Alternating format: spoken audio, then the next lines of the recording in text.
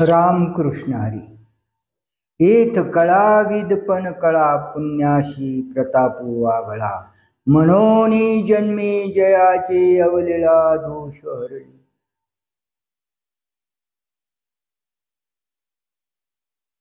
ज्ञानेश्वरीतील अध्याय पहिला मधील ही 27वी ओवी आहे। ज्ञानेश्वर महाराजांनी ज्ञानेश्वरी या महान ग्रंथाच्या सुरुवातीला सकलमती प्रकाशू गणेशाचे वर्णन केले। त्यानंतर शारदा चातुर्यार्थ कला कामिनी ते शारदा विश्वमोहिनी नमस्कारिणी शारदेचे वर्णन केले, शारदेचे नमन केले। त्यानंतर श्री गुरुचे नमन केले आणि महाभारत ज्यांनी लिहिले आहे त्या व्यासांचे ही नमन केले।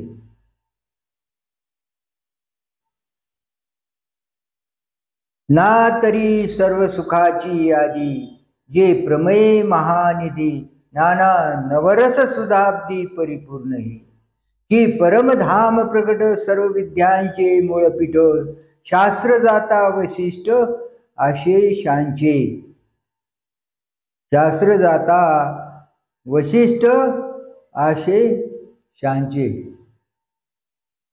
ही सर्व सुखाचे आगमस्थान आहे। अनेक सिद्धांताचा मोठा साठा आहे, किंवा ही श्रंगारादी नवरूस रूपी अमृताने तुडुंब भरलेला असा समुद्र आहे, किंवा ही कथा प्रत्यक्ष श्रेष्ठ स्थान म्हणजे ब्रह्म असून सर्व विद्यांचे मुख्य स्थान आहे। त्याप्रमाणे सर्व शास्त्रामध्ये ही श्रेष्ठ आहे, किंवा ही कथा सर्व धर्मांचे माहेरघर आहे, सज्जनांचा जिव्हाळा आहे, सरस्वतीच्या सौंदर्य रूप रत्नाचे भांडार आहे, अथवा व्यासांच्या विशाल बुद्धीचे स्फुरून सरस्वती व कथेच्या रूपाने त्रिजगतात प्रगट झाली आहे। म्हणून हा महाभारत ग्रंथ सर्व काव्य ग्रंथांचा राजा आहे। या ग्रंथाच्या ठिकाणी मोठेपणाची सीमा झाली आहे व येथूनच रसांना रसाळपणाचा डोल आला आहे। त्याचप्रमाणे याची आणखी एक माहिती ज्ञानेश्वर माऊली सांगतात। यापासूनच शब्दांच्या संपत्तीला निर्दोष शास्त्रीयता आली व त्यामुळे ब्रह्मज्ञानाची मृदुता वाढली। येथे या महाभारतात चतुरता शहाणी झाली, तत्वांना गोडी आली व सुखाचे ऐश्वर येथे पुष्ट झाले। गोडीचा गोडपणा, शृंगाराचा सुरेखपणा व योग्य वस्तूंना आलेला रूढपणा यापासूनच चांगला योग्य दिसू लागला। येथूनच कलांना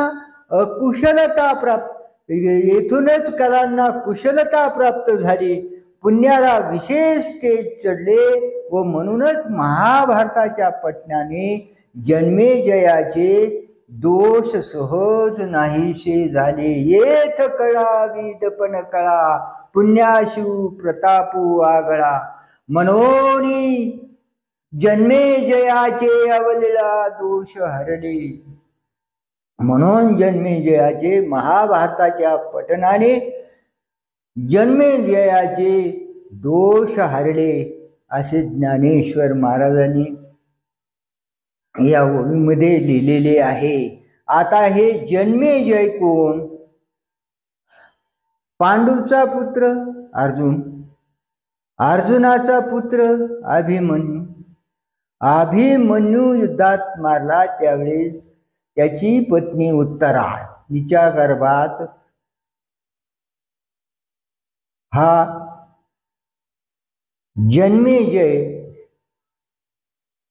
जन्मेजयाचे वडील म्हणजे कोण?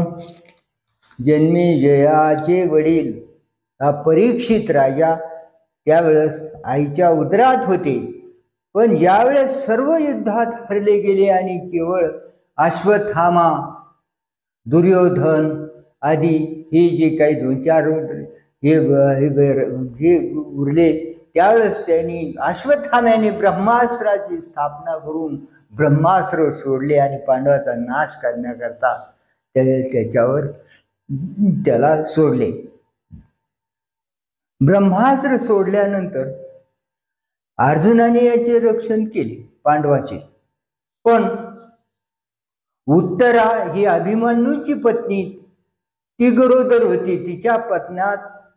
तिच्या उदरात हा परीक्षित होता.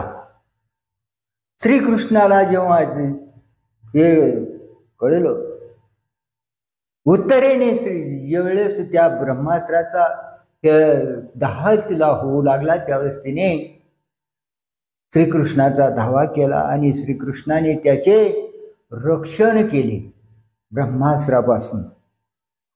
आणि जन्म झाल्यानंतर हा परीक्षित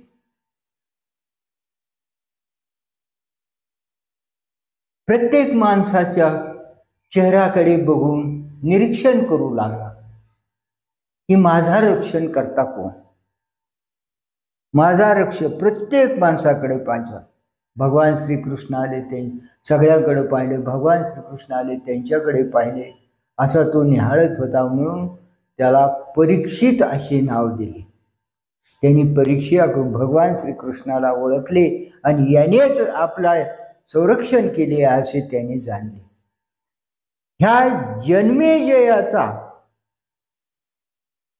परीक्षित राजाचा पुत्र जन्मेजय,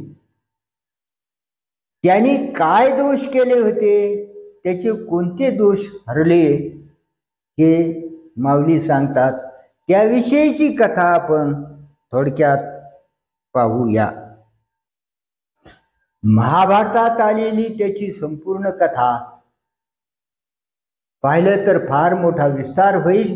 म्हणून आपण जन्मेजय राजाने आपला पिता परीक्षिती हा सर्पदंशाने मरण पावला, म्हणून त्यांचा सूड उगवण्याकरता सर्पसत्र आरंभिले व त्या यज्ञात सर्पांच्या आहुत्या पडू लागल्या.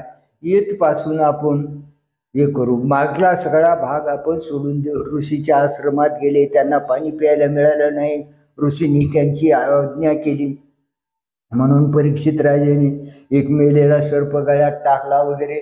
आणि मग ते 7 दिवसात मरेल, 7 दिवसात भागवत ऐकलं. ही जी सर्व कथा आलेली आहे ती थोडं संक्षेपाने पाहून पुढे आपण आपल्या मूळ कथेला सुरू. जन्मेजय राजाने आपला पिता परीक्षिती हा सर्पदंशाने मरण पावला, म्हणून त्याचा सूड उगविण्याकरता सर्पसत्र आरंभिले. त्या यज्ञात सर्पांच्या आहुत्या पडू लागल्या, पण मुख्य तक्षकाची आहुती पडेना, कारण त्याला इंद्राचे साह्य मिळाले होते. तो अमरावतीला जाऊन इंद्राला शरण गेला होता व इंद्राने ब्राह्मण वेश धारण करून जन्मेजयाकडे याचना केली व तक्षकाला जीवदान मिळाले. इंद्राने अशा रीतीने आपणास फसिले, म्हणून त्याच्या मनात, कोणाच्या, जन्मेजय राजाच्या मनात सर्व ब्राह्मण वर्गाविषयी तिरस्कार उत्पन्न होऊन त्याने त्यांना आपल्या राज्यातून हाकलून दिली. ही हकीकत व्यास महाराजांना कळताच, व्यास ऋषींना कळताच त्यांना अत्यंत वाईट वाटले. जन्मेजयाच्या घराण्याचा व्यासांना फार अभिमान होता व त्या घराण्याचा उत्कर्ष व जय जयकार व्हावा अशी त्यांना फार इच्छा होती. म्हणून त्यांनी आपल्या 2 शिष्यांना जन्मेजयाच्या पूर्वजांचा इतिहास ज्याच्यात आहे असे भारत म्हणजे महाभारत, त्यातील जन्मेजयाच्या पूर्वजांचा इतिहास ज्याच्यात आहे असे भारत त्यास वाचवून दाखविण्यासाठी पाठविले. परंतु जन्मेजयाने उन्मत्तपणे त्या शिष्यांचा अपमान करून आपल्या पूर्वजांचीच निंदा केली. शिष्यांना त्याचा राग येऊन त्यांनी या तुझ्या निंदेमुळे तू कुष्ठरोगाने ग्रस्त होशील असा जन्मेजय राजाला शाप दिला. पुढे खुद्द व्यासाने त्यास तू एका विशिष्ट दिशेला जाऊ नकोस, तिथे स्त्री भेटेल, तिच्याशी लग्न करू नकोस, तिच्या बर केलंच लग्न इकडून तिकडून तर तिच्या सल्ल्याप्रमाणे वागू नकोस वगैरे प्रकारचा उपदेश जन्मेजयास केला. परंतु त्या उपदेशाविरुद्ध वागून जन्मेजयाने विवाह केला व त्या राणीच्या सल्ल्यानुसार वागू लागला. राणीने सांगितल्यावरून पिपिलिका पर्वतावर त्याने नरयाग आरंभिला व त्या यज्ञात खुद्द इंद्राचीही आहुती पडण्याची पाळी आली. तेव्हा इंद्र भगवंताला शरण गेला. भगवंताने यज्ञ करणाऱ्या 18 ब्राह्मणावर मोहिनी घातली व त्यामुळे यज्ञ कार्य बंद पडून यज्ञकुंडे विझून गेली. हा प्रकार राजा राणी समजताच ती दोघे यज्ञ मंडपात आली व पाहतात तो ब्राह्मण निद्रिस्त आहेत असे त्यांना दिसले. राणीच्या सल्ल्यानुसार त्याने ब्राह्मणाच्या अंगावर थंड पाण्याने सिंचन केले, म्हणून त्या जलकणांची भयंकर शस्त्रे होऊन त्या शस्त्रांनी ते 18 ब्राह्मण शतखंड झाले व तो कुष्ठरोगाने व्यापला गेला. जन्मेजय राजा तो प्रकार पाहून जन्मेजय अत्यंत भयभीत होऊन दुःख करू लागला व त्याने व्यासांचा धावा केला. तू आपल्या पूर्वजांची निंदा केलीस आणि भारत ऐकले नाहीस म्हणून ही आपत्ती तुझ्यावर आली आहे, तर तू आता भगवंताला प्रसन्न करून घे असे धावा केल्यावर श्री व्यासांनी जन्मेजयास सांगितले. मग जन्मेजय राजाने भगवंताचे ध्यान करून त्यांना प्रसन्न करून घेतले. भगवंतानी तू जन्मेजयास भारत वाचून दाखव, म्हणजे तो ब्रह्महत्येच्या व कुष्ठरोगाच्या आपत्तीतून मुक्त होईल असे व्यासांना सांगितले.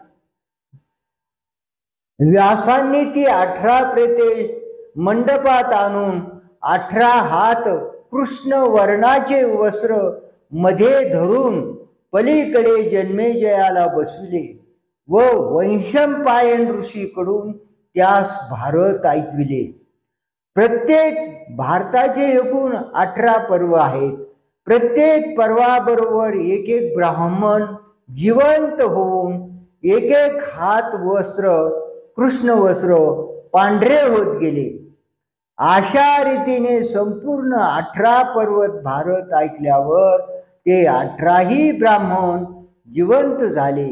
ते सर्व वस्त्र पांढरे झाले व राजाचा कुष्ठरोग संपूर्ण नाहीसा झाला. असा या महाभारताचा महिमा हेत कळाविद पण आहे जे महाभारतात आले म्हणून जन्मेजयाचे अवलीळा दोष हरली. इतर सर्व ग्रंथामध्ये आलेले आहे. ज्ञानेश्वरीतील अध्याय 1 जन्मेजयाचे अवलीळा दोष हरले असा ज्ञानेश्वर महाराजांनी उल्लेख केलेला आहे. ज्ञानेश्वरी या महान ग्रंथ ज्ञानेश्वर भगवान की जय. पुंडलिक सकलमती प्रकाशा